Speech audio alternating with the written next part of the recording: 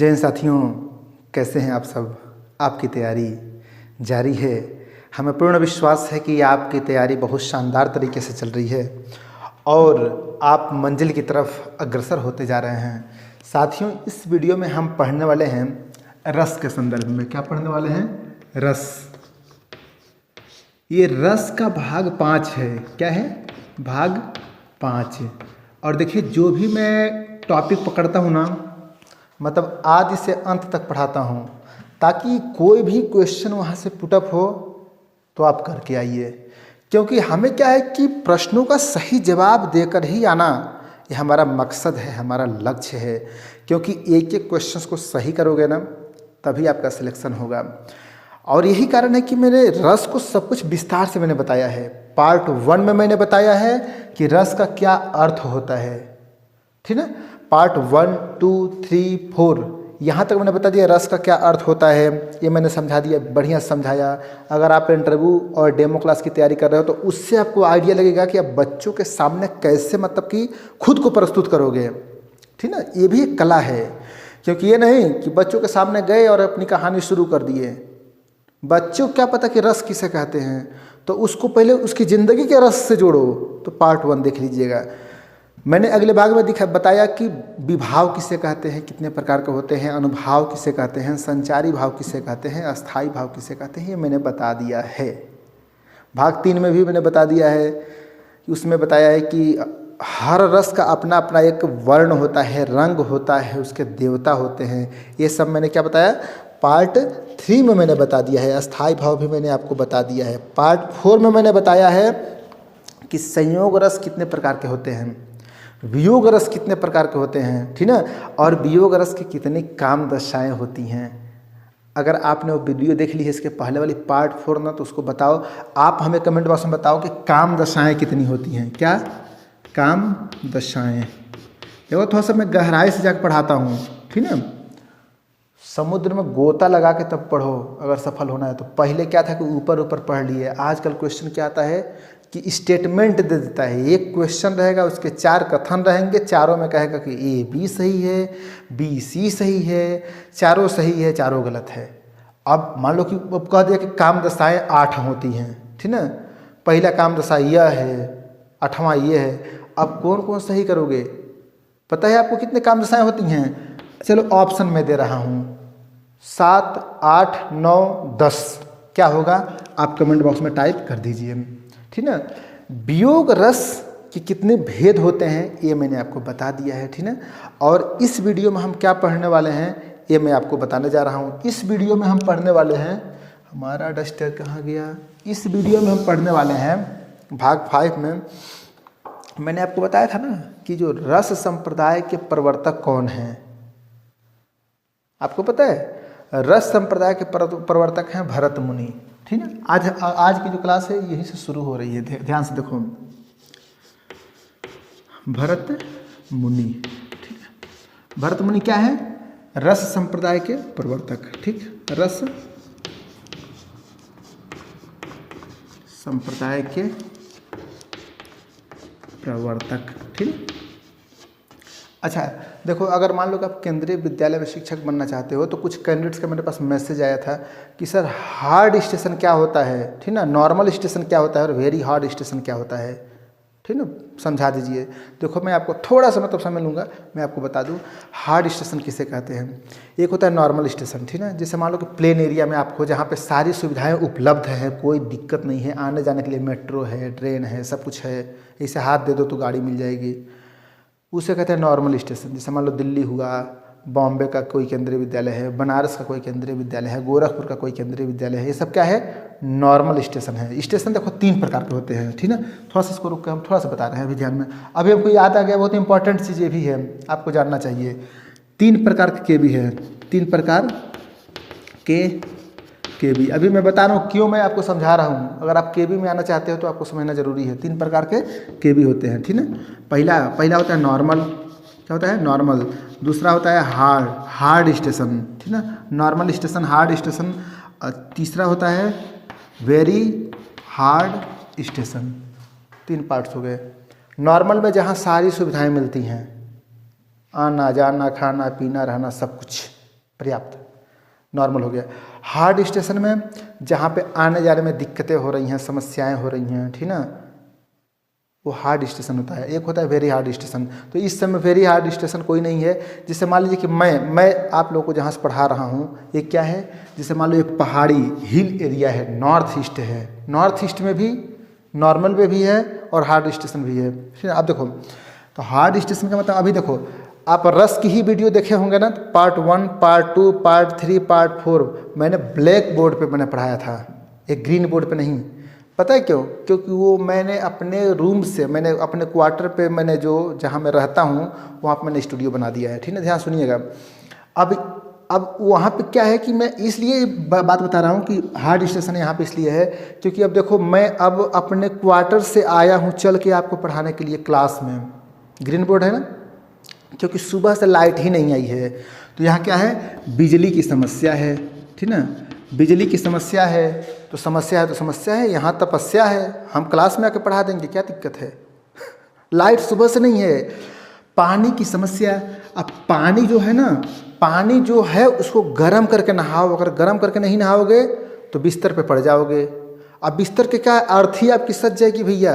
अगर ठंडा पानी से नहा लेते ना, ठंडा पानी होता है, ऐसे गिराओगे ना तो पता नहीं कौन हार्मोन स्रावित होता है। अरे अंदर से लगता है कि खत्म खोपड़ी, शरीर खत्म, पानी लगता है गल गया, इतना ठंडा पानी।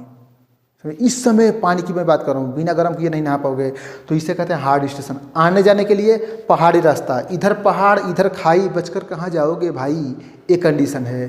तो इसलिए आप देख रहे हो ना, आप समझ गए कि नहीं? आप कई बार कोई कमेंट करते हो कि sir hard station very hard station समझा दीजिए, लगे हाथ समझा दिया उदाहरण के सहित। देखो क्लास में आकर बना रहा हूँ, वही अगर बिजली रहती तो मैं रूम पे ही बना देता, पढ़ा देता, परेशान नहीं होना पड़ता। ये चीज़ें हैं। खैर कोई बात नहीं, पॉजिटिव लेना है।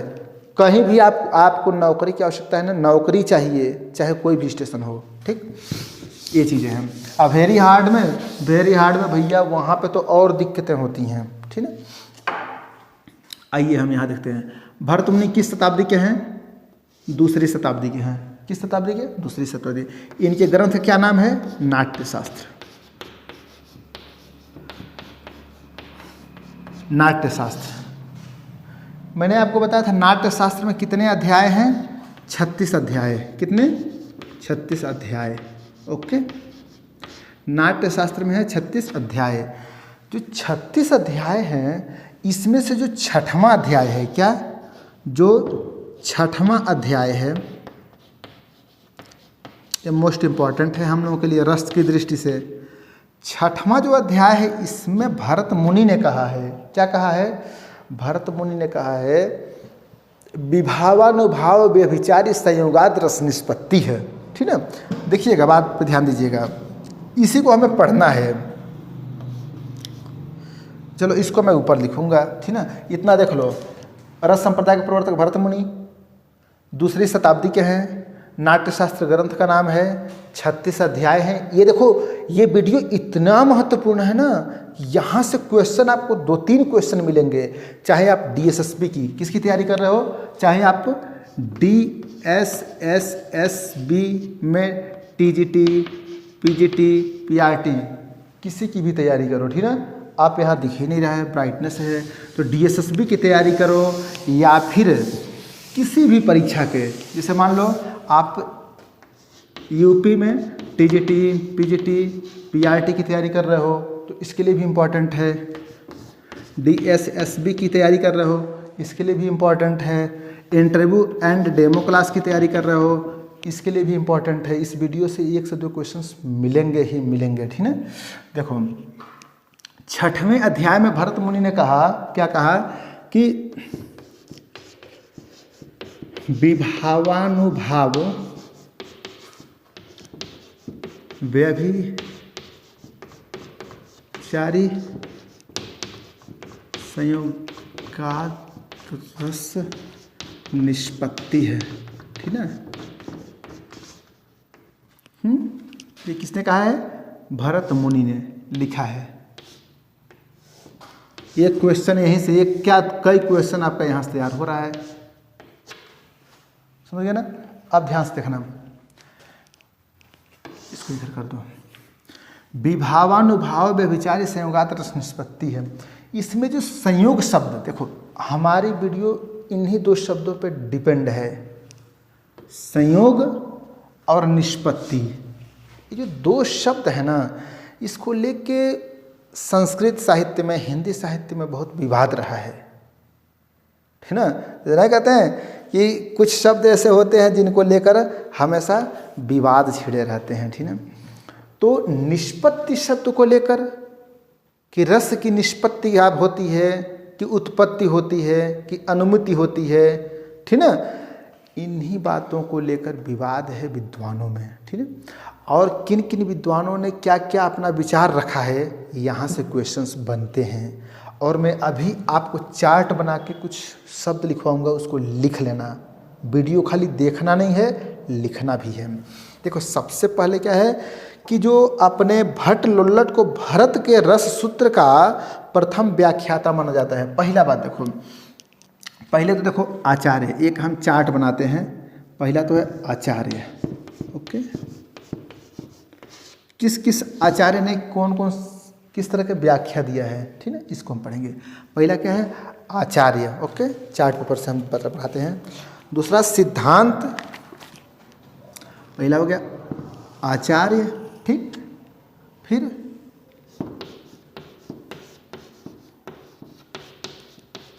सिद्धांत, आचार्य, सिद्धांत,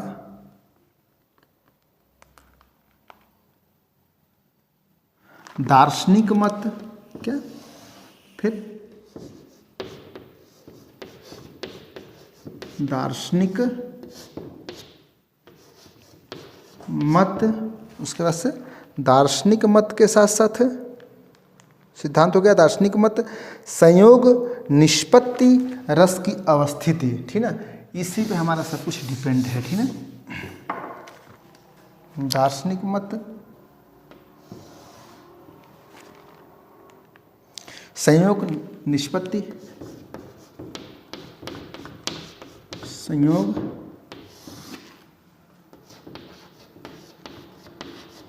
निष्पत्ति, ठीक ना, संयोग, निष्पत्ति, यहाँ तक दिख रहा है ना, निष्पत्ति। इसके साथ साथ एक और आता है रस की अवस्थिति, अवस्थिति, अवस्थिति, रस की अवस्थिति। इन बातों को हम इस चार्ट के माध्यम से पढ़ेंगे, ठीक ना।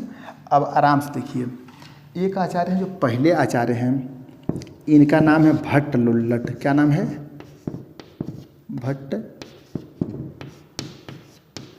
लोल्लट, ठीक ना।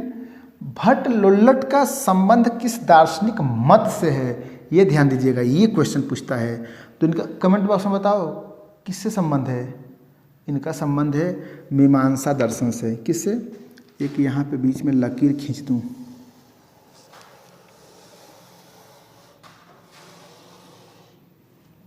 ठीक। इनका संबंध है मीमांसा दर्शन, ठीक ना, मीमांसा दर्शन, ठीक ना। अब देखो इनका सिद्धांत, इनके सिद्धांत का क्या नाम है, तो उत्पत्तिवाद या आरोपवाद। क्या नाम है, उत्पत्तिवाद या आरोपवाद। क्या, आरोपवाद, ये क्या है, इनका सिद्धांत है, ओके। अब देखो इन्होंने संयोग शब्द का, पहले मैं चार्ट पेपर तैयार कर दे रहा हूँ, फिर समझाऊंगा आराम से, ठीक है। संयोग शब्द को लेकर इन्होंने क्या विचार दिया है अपना, उत्पाद्य उत्पादक संबंध। क्या दिया है, उत्पाद्य उत्पाद्य उत्पादक संबंध, ठीक ना, उत्पाद्य उत्पादक संबंध। ये क्या दिया है इन्होंने संयोग के लिए। निष्पत्ति के लिए इन्होंने कहा है कि उत्पत्ति होता है, रस की निष्पत्ति नहीं, उत्पत्ति होती है, ठीक है, रस की उत्पत्ति होती है। इस शब्द पे विवाद है, यहाँ से क्वेश्चन बनता है, ठीक है। और रस की अवस्थित किस में होती है, अनुकार्य यानी राम में। किस में, अनुकार्य यानी राम में रस की अवस्थिति होती है, ठीक है। इतना हमारे जो दूसरे आचार्य, देखो अभी बहुत लोगों को समझ में नहीं आएगा ये सब, लेकिन अभी समझाऊंगा तो समझ में आएगा। भट्ट लुल्लट के बाद एक दूसरे आचार्य हैं, व्याख्याता हैं, उनका नाम है श्री शंकुक।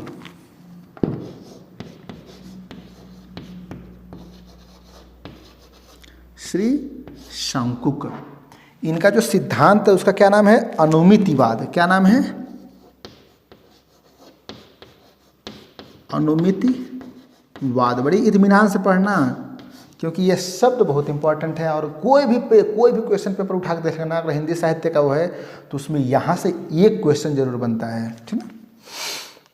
अनुमितिवाद, इनका दर्शन क्या है? न्याय दर्शन। न्याय, अच्छा इसको याद करने का एक ट्रिक होता है, ठीक है, मैं आपसे बता रहा हूँ। पढ़ के तो सब जाते हैं, परीक्षा में गलत करके आते हैं। कहते हैं, कितने विद्यार्थियों का कंप्लेन, मतलब कि अपनी शिकायत खुद ही करते हैं कि सर पढ़ के जाता हूँ, याद नहीं होता है, भूल जाता है। अभी मैं ऐसा ट्रिक बताऊंगा ना, ये सब याद रहेगा। और यही हम सिखाते भी हैं, रटना नहीं है, समझना है, ठीक है। अभी मैं लिखवा दे रहा हूँ, लिख लो ध्यान से, ठीक है। अब देखो, इन्होंने संयोग शब्द के लिए शंकुक ने दिया नाम अनुमाप्य अनुमापक। क्या दिया? अनुमाप्य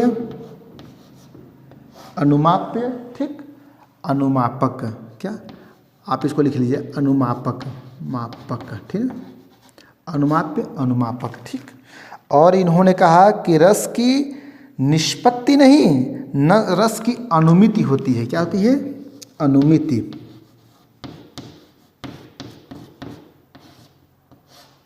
रस की अनुमिति होती है, ठीक ना। और रस की अवस्थिति किस में होती है? अनुकर्ता या नट में। अनुकर्ता या नट में, ठीक है, रस की अवस्थिति होती है। एक तीसरे आचार्य हैं, इनको समझना। तीसरे जो आचार्य हैं उनका नाम है भट्ट नायक। भट्ट नायक ऑप्शन में आता है, पहले व्याख्याता कौन है, ठीक। तो यहाँ पे भट्ट है, यहाँ भी भट्ट है, ऐसे में फट से आप लोग गलत करके आ जाते हो। तो भट्ट लुल्लट पहले व्याख्याता हैं, भट्ट नायक नहीं। भट्ट नायक का संबंध तीसरे स्थान पे है, ठीक है। भट्ट नायक, इनका दर्शन क्या है? सांख्य दर्शन। अभी इसको भी याद करने का एक बढ़िया सा ट्रिक बता रहा हूँ। ये मैं चाहूँ भी ना तब भी ये नहीं भूल पाऊँगा, ऐसा ट्रिक है, मैंने बना लिया है। सांख्य दर्शन, ठीक है। इनका सिद्धांत क्या है? भोज्य, इनका जो सिद्धांत है भुक्ति या भोगवाद।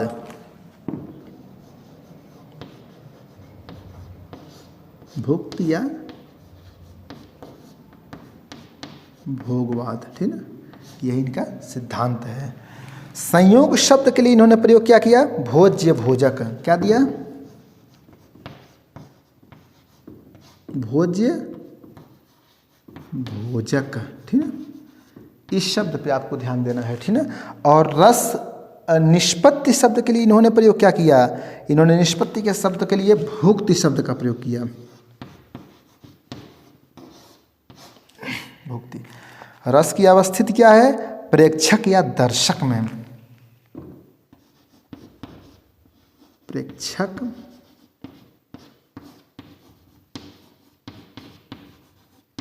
दर्शक में रस की अवस्थिति होती है, ठीक है। अब देखिए, चौथे आचार्य का क्या नाम है? चौथे आचार्य हैं अभिनव गुप्त। क्या है? अभिनव गुप्त, ठीक है, ये हैं अभिनव गुप्त। और इनका जो सिद्धांत है उस सिद्धांत का नाम है अभिव्यक्तिवाद। क्या है?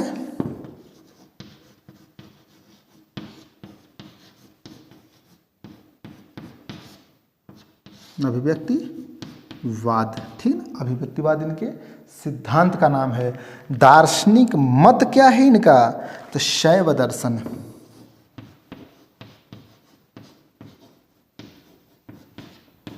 ओके, शैव दर्शन, ठीक है ना। अब देखिए, शैव दर्शन के साथ साथ इनका जो संयोग शब्द के लिए इन्होंने शब्द क्या दिया है, व्यंग्य व्यंजक। अनगिनत बार ये पूछा है, ठीक ना। इसको कहीं बांध लो, गांठ बांध लो, ठीक ना, कहीं जेब में रख लेना इस शब्द को, ठीक ना। व्यंग्य व्यंजक, ठीक है, व्यंग्य व्यंजक, ये क्या है, संयोग शब्द के लिए इन्होंने इसका प्रयोग किया। निष्पत्ति के लिए इन्होंने किस शब्द का प्रयोग किया, अभिव्यक्ति।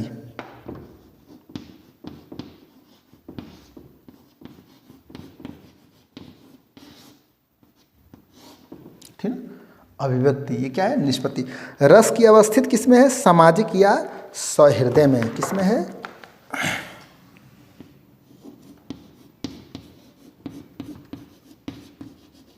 सामाजिक या सहृदय में, ठीक है, सहृदय में। अब देखो ध्यान से,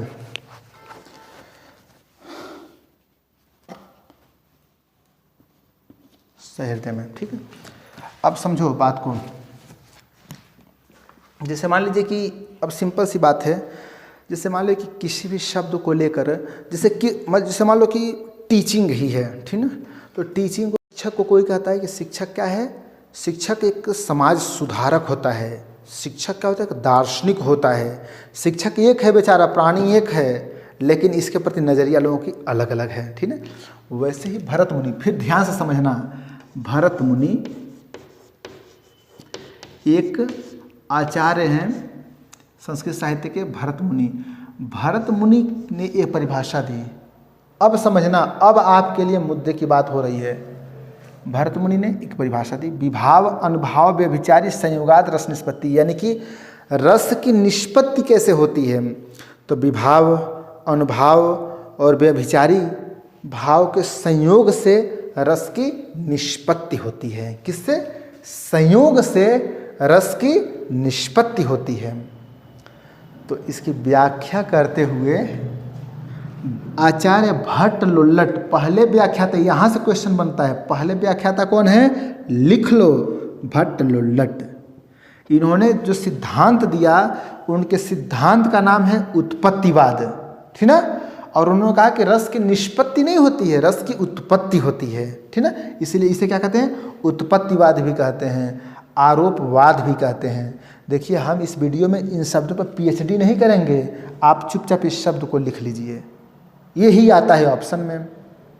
भट्ट लुल्लट का सिद्धांत क्या है, तो दे देगा अनुमितिवाद, उत्पत्तिवाद, भुक्तिवाद, अभिव्यक्तिवाद। अब इसी में गोल गोल घूमते हैं सब कैंडिडेट, इसी में, तो लिख लो। भट्ट लुल्लट का दार्शनिक मत, इनका संबंध किस दार्शनिक मत से है, तो मीमांसा दर्शन, ठीक ना, किससे है, मीमांसा दर्शन से, ठीक ना। संयोग शब्द, भरत मुनि ने संयोग शब्द का प्रयोग किया, तो इन्होंने उत्पाद्य और उत्पादक शब्द का प्रयोग किया, ठीक ना। इसको आप ध्यान से लिख लीजिए, ये आ जाता है, ठीक है, कि संयोग शब्द के लिए भट्ट लुल्लट ने किस शब्द का प्रयोग किया है, अनुमाप्य अनुमापक, भोज्य भोजक, व्यंग्य व्यंजक या उत्पाद्य उत्पादक। 4 ऑप्शन रहेगा, करके आना है। ध्यान से देख भी लीजिए, क्योंकि सुनने से और देखने से जल्दी याद होता है। इंटरव्यूअर आपसे इस पर पूछ लेगा, टेढ़े टेढ़े शब्द है ना, जैसे आप मान लो पीजीटी हिंदी के कैंडिडेट हो, आपके लिए तो भैया मोस्ट इम्पॉर्टेंट है। अगर आप यूजीसी नेट की तैयारी कर रहे हो या फिर टीजीटी पीजीटी पीआरटी किसी की भी तैयारी कर रहे हो, तो साथियों भट्ट लुल्लट ने संयोग शब्द के लिए उत्पाद्य उत्पादक शब्द का प्रयोग किया, लेकिन निष्पत्ति शब्द के लिए उत्पत्ति शब्द का प्रयोग किया, ठीक है। और यह भी कई बार परीक्षाओं में पूछता है, ओके। रस की अवस्थिति किस में है, तो रस की अवस्थिति अनुकार्य यानी राम में है। एक बात पे ध्यान दीजिएगा, जैसे कि अनुकार्य यानी कि राम, जैसे कि एक वीडियो में, इसके बाद एक वीडियो मैं आपको प्रोवाइड कराऊंगा, उसमें मैं बताऊंगा साधारणीकरण किसे कहते हैं। तो आप सभी को पता होगा, अगर आप हिंदी साहित्य के विद्यार्थी हैं, तो कि जैसे मान लीजिए कि फिल्म बन रही है या फिर कोई ड्रामा हो रहा है, कोई नाटक हो रहा है, तो उसमें कैसे कैसे पात्र होते हैं। तो जैसे मान लो कि एक होते हैं भगवान राम, अब मान लो कि रामलीला हो रहा है, ध्यान दीजिएगा, तो रामलीला हो रहा है, तो एक तो सतयुग वाले भगवान राम हैं, दशरथ सुत, पुरुषोत्तम श्री राम। तो एक तो वह राम है। अब वह राम तो मंच पे आएंगे नहीं, क्योंकि वो बात बीती हुई है, कहानी है। तो राम की भूमिका को निभाने के लिए एक नट होता है, जिससे कहते हैं नाटक खेलने वाला, उसे क्या कहते हैं, नट कहते हैं। तो कुछ आचार्यों का विचार है कि जो रस की अवस्थिति है, रस होता कहाँ है, तो कुछ कहते हैं कि राम में, कुछ कहते हैं ना ना ना ना ना, भट्ट लोल्लट कहते हैं राम में, और शंकु कहते हैं नट में, यानी कि जो राम की भूमिका अदा कर रहा है उसमें रस की अवस्थिति है। ठीक। और भट्ट नायक कहते हैं कि ना बाबा ना, दर्शक जो होता है ना उसमें रस की स्थिति होती है। ठीक। और अभिनव गुप्त क्या कहते हैं, अभिनव गुप्त कहते हैं कि ना, सामाजिक यानी जो सहृदय है उसमें रस की अवस्थिति होती है। ठीक है। तो आइए एक को हम समझते हैं। भट्ट लोल्लट को हमने समझ लिया। भट्ट लोल्लट का सिद्धांत है उत्पत्तिवाद, आरोपवाद। दार्शनिक मत मीमांसा दर्शन से इनका संबंध है। संयोग के लिए उत्पाद्य उत्पादक शब्द का प्रयोग किया, निष्पत्ति के लिए उत्पत्ति शब्द का प्रयोग किया। अवस्थिति, रस की अवस्थिति कहाँ है, किसकी अवस्थिति, रस की अवस्थिति। ठीक है, इस पर ध्यान दीजिएगा, रस की अवस्थिति। ठीक है, रस की अवस्थिति अनुकार में। शंकुक, शंकुक ने क्या कहा, शंकुक का सिद्धांत है अनुमितिवाद।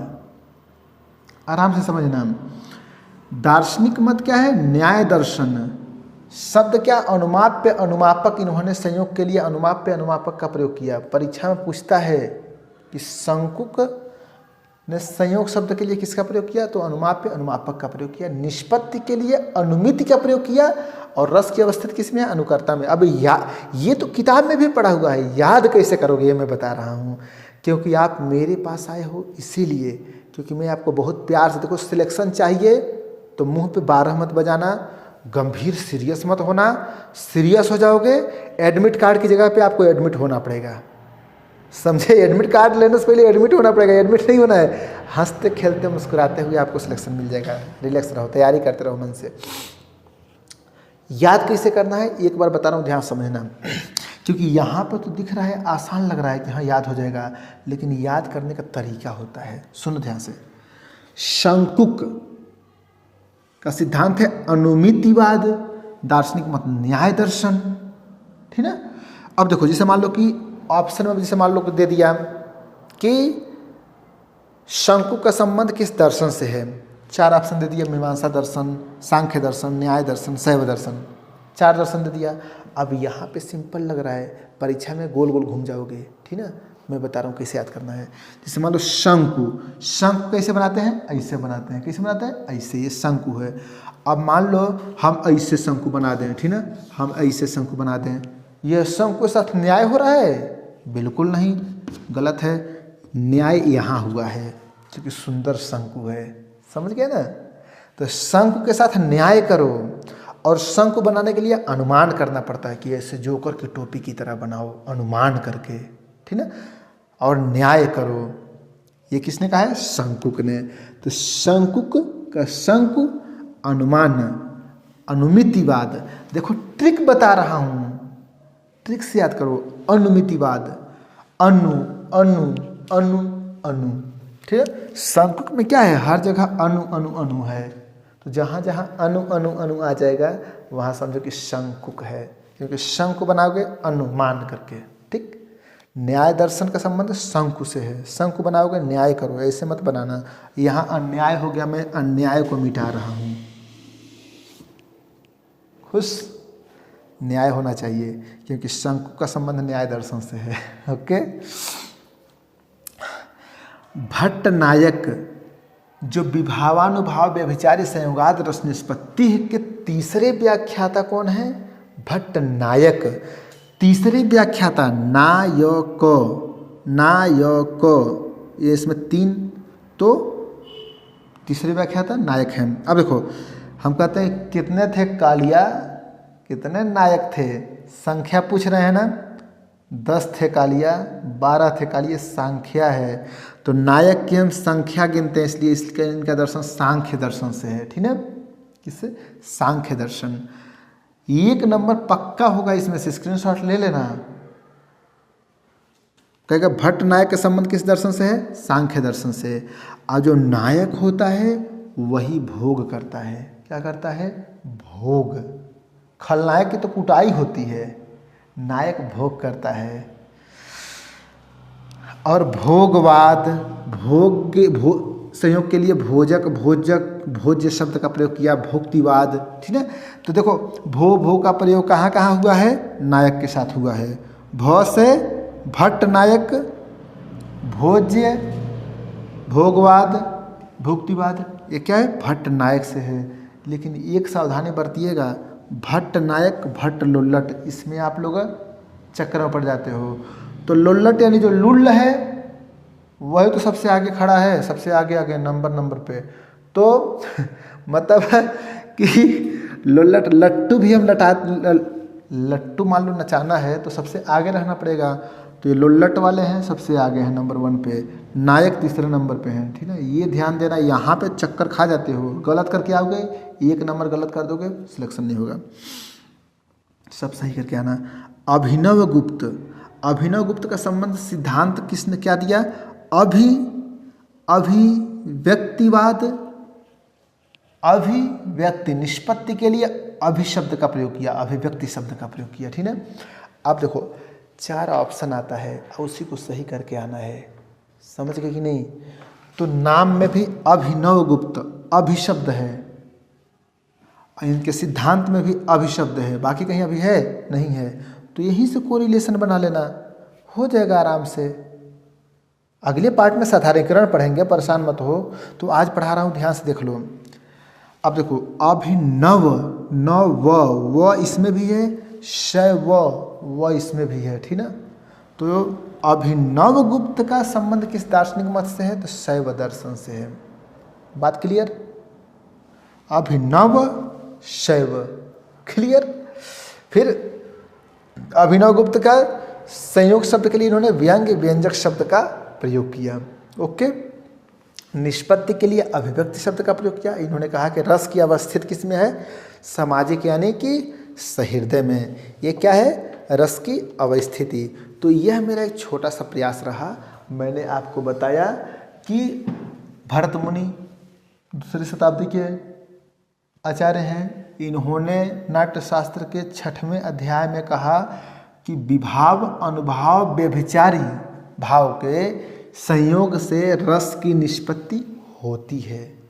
ठीक ना, अब ये मत पूछना गुरुजी विभाव क्या होता है, अनुभाव क्या होता है। ये मैंने इसके पहले वाले वीडियो में मैंने बता दिया है। पार्ट 1, 2, 3 देख लेना, 4 भी देख लेना। ठीक है, वहाँ बता दिया है। तो वही संयोग और निष्पत्ति की व्याख्या विद्वानों ने अलग अलग तरीके से की है।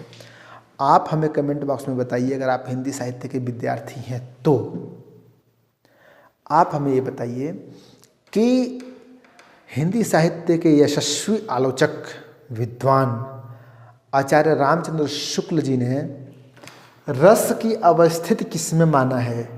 अनुकार्य में, अनुकर्ता में, प्रेक्षक में या सामाजिक में? ठीक है, डॉक्टर नगेंद्र ने किस में माना है? कमेंट बॉक्स में जरूर बताइएगा। ठीक है, इसके बाद हम जो वीडियो बताएंगे वो साधारणीकरण पे बताएंगे। और इस वीडियो में कुछ इंपॉर्टेंट बातें मैं आपको बता दूं जो परीक्षाओं में अक्सर पूछता है। वो है कि आप हमें बताइए कि रस को ब्रह्मानंद सहोदर सबसे पहले किसने कहा? ध्यान दीजिए, ब्रह्मानंद सहोदर किसे कहते हैं? रस को। किसने कहा है? तो भट्ट नायक ने कहा।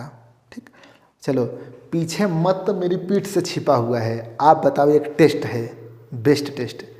भट्ट नायक का संबंध किस मत से है, किस दर्शन से है? ठीक, अब भट्ट लोल्लट का संबंध किस दर्शन से है? तुरंत टाइप कर दो। अभी आपको दिख नहीं रहा है? दिख रहा है क्या जी? दिखना नहीं चाहिए, नहीं दिख रहा है, अभी टाइप करो। क्योंकि तुमको तो लग रहा था कि सब आसान है, लेकिन अभी चक्कर में पड़ जाओगे। शंकु का संबंध किस दर्शन से है? तुरंत टाइप करो, अभी मैं दिखाऊंगा नहीं। आचार्य भट्ट लोल्लट को रस, भारत के रस सूत्र का प्रथम व्याख्याता माना जाता है। मैंने आपको बता ही दिया है। ठीक, अब देखो आचार्य शंकु के अनुसार सामाजिक चित्र तुरंग न्याय से नट में रस की अवस्थिति मान। देखो एक शब्द बार बार पूछता है, चित्र तुरंग न्याय मैंने लिखा है, पूछता है चित्र तुरंग न्याय, ये शब्द किसने दिया है? तो शंकुक बाबा ने दिया है। किसने दिया है? श्री शंकुक ने। और इसी के माध्यम से इन्होंने न्याय दर्शन का अनुपालन किया है, समझे ना। तो पूछ देता है चित्र तुरंग न्याय का संबंध किससे है, तो शंकुक से है। ओके, इसीलिए बोला था बहुत ध्यान से सुनना, पूरी वीडियो एक बार दो बार देख लेना, 1-2 नंबर पक्का है किसी भी परीक्षा की तैयारी करो, ठीक ना। अच्छा हाँ, अगर आप मान लो मेरी वीडियो पहली बार देख रहे हो तो फिर जो थंबनेल पे नंबर है ना 6393, ये जो नंबर है 63 93 74 44 74, इस पे संपर्क करके आप इंटरव्यू एंड डेमो क्लास की तैयारी कर सकते हो, ठीक ना।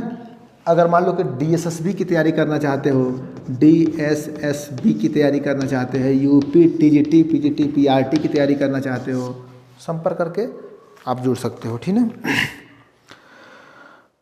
और साधारणीकरण की अवधारणा सर्वप्रथम भट्ट नायक ने प्रस्तुत की, ठीक है। साधारणीकरण होता क्या है आपको पता है? अगर आपको पता है तो कमेंट बॉक्स में टाइप करके बता दीजिए कि व्हाट इज साधारणीकरण, ठीक ना। और आज के बाद वाली जो वीडियो मेरी रहेगी ना वो साधारणीकरण को लेकर ही रहेगी, और रस की वो अंतिम वीडियो रहेगी, part 6, this is fix. Okay, तो फिर मिलते हैं इसके बाद एक शानदार वीडियो के साथ। और देखो कुछ कैंडिडेट्स का मेरे पास मैसेज आया था कि सर रस के बाद छंद अलंकार पढ़ा दीजिए, कुछ का कह रहा है कि सर समास पहले पढ़ाइए। आप हमें कमेंट बॉक्स में टाइप करके बताइए कि सबसे पहले मैं क्या पढ़ाऊँ, रस के बाद छंद पढ़ाऊँ कि अलंकार पढ़ाऊँ कि समास पढ़ाऊँ, ठीक है। आपका सुझाव हमें स्वीकार है। फिर मिलते हैं एक शानदार वीडियो के साथ, तब तक के लिए बहुत बहुत धन्यवाद। Best of luck.